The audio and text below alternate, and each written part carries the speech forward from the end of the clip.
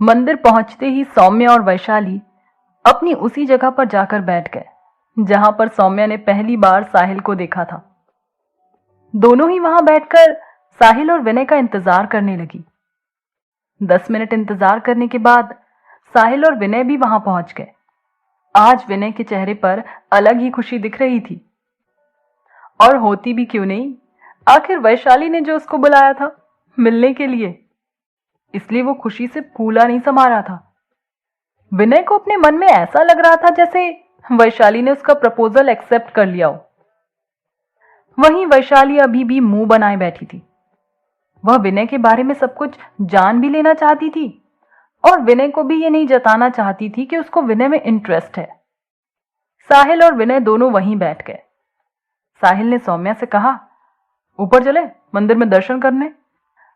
सौम्या वैशाली और विनय की तरफ देखकर हंस पड़ी और फिर साहिल की तरफ देखकर बोली, हाँ चलो चलते हैं।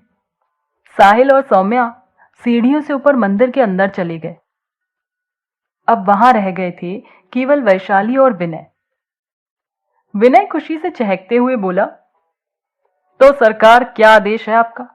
सुनने में आया है कि आपने मुझे याद किया है। वैशाली विनय का ये अंदाज देखकर मुस्कुराने लगी और बोली, अरे नहीं, ऐसा कुछ भी नहीं है।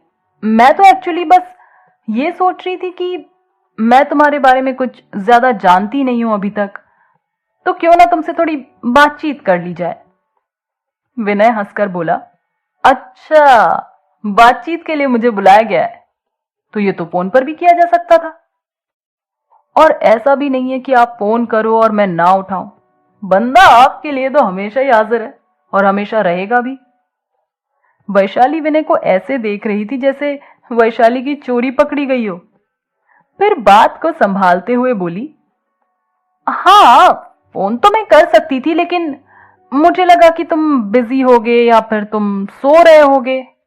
न्यू ईयर पार्टी में रात भर जागना जो पड़ा था, बस इसीलिए मैंने फोन नहीं किया। और वैसे भी मैं और सौम्या तो यहां आ ही रहे थे, साहिल भी आ रहा था, तो सौम्या ने ही कह दिया साहिल से तुम्हें यहां लाने के लिए। वैशाली विनय से जब ये बातें कर रही थी तब विनय की तरफ नहीं देख रही थी, बल्कि अपनी नजरें विनय से चुरा रही थी। विनय समझ गया कि वैशाली सब कुछ मन से बनाकर बोल रही है, मगर फिर भी विनय ने कुछ नहीं कहा और वैशाली को देखकर बस मुस्कुराता रहा। वैशाली ने फिर बात को आगे बढ़ाते हुए विनय से पूछा, अच्छा तो तुम अभी फाइनल ईयर में हो ना? विनय ने हां में उत्तर दिया।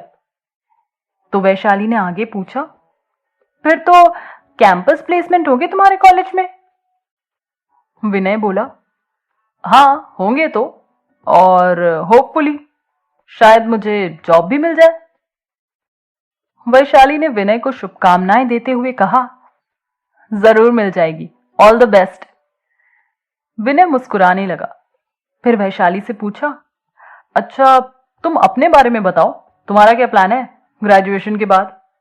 वैसे मैथ्स काफी टफ सब्जेक्ट है, जनरली लड़कियां इंटरेस्टेड नहीं होती है मैथ्स में। सुनकर वैशाली हंसने लगी और बोली, नहीं ऐसा नहीं है, मैं जिस कॉलेज में हूं वो गर्ल्स कॉलेज है, तो जाहिर सी बात है कि मेरी क्लास में जो भी स्टूडेंट्स हैं मैथ के वो सारी लड़कियां ही हैं। वैशाली की बात सुनकर विनय जोर से हंसने लगा और बोला, तुम्हारा सेंस ऑफ ह्यूमर कमाल का है वैशाली, और तुम्हारी यही अदा मुझे बेहद पसंद है। वैशाली मुस्कुराती रही, फिर आगे पूछा, अच्छा ये बताओ तुम्हारा होम टाउन कहाँ है? तुम्हारी फैमिली में कौन कौन है और तुम्हारे पेरेंट्स क्या करते हैं? वैशाली के इन सवालों को सुनकर विनय हंसते हुए बोला, अपने पापा को भेजना है क्या रिश्ता लेकर, जो इतनी जानकारी ली जा रही है? और हंसते हुए वैशाली के चेहरे पर अपनी नजरें टिका दी। वैशाली विनय की इस बात से थोड़ा शर्मा गई।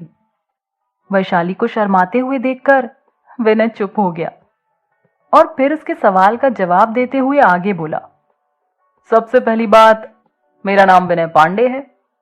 दूसरा, मैं भोपाल का रहने वाला हूं। और तीसरा, मेरी फैमिली में मेरा एक छोटा भाई है और मम्मी पापा, बस।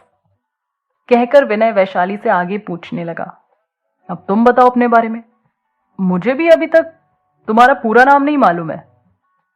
वैशाली बोली, मैं वैशाली दीक्षित। मेरी फैमिली के बारे में तो तुम्हें पता ही है।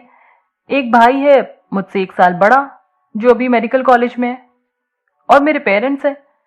ग्रेजुएशन के बाद मैं बैंक एग्जाम्स के लिए प्रिपरेशन करना चाहती हूँ। एक बार बैंक पीओ की जॉब मिल जाए तो लाइफ सेट है मेरी। विनय चुपचाप वैशाली की बातें सुनता रहा और कुछ अपनी बताता रहा। धीरे धीरे दोनों में काफी बातें होने लगी। दोनों ही बातूनी और चुलबुले जो थे। बातें करते करते वैशाली विनय से बोली, अरे यार, ये दोनों तो फिर से गायब हो गए। मतलब सच्ची के लैला मजनू है, जहां मौका मिलता है एक दूसरे में खो जाते। ऊपर चले क्या, या फिर यहीं बैठकर वेट करें? विनय हंसते हुए वैशाली से बोला, रुको, मैं साहिल को कॉल करता हूं। कहीं ऐसा ना हो कि हम दोनों ऊपर जाएं और वे दोनों हमें ढूंढते हुए यहां आ जाए। ऐसा कहते हुए विनय ने अपना मोबाइल निकालकर साहिल को कॉल किया।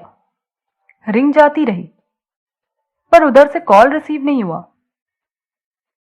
विनय बार बार कोशिश करता रहा।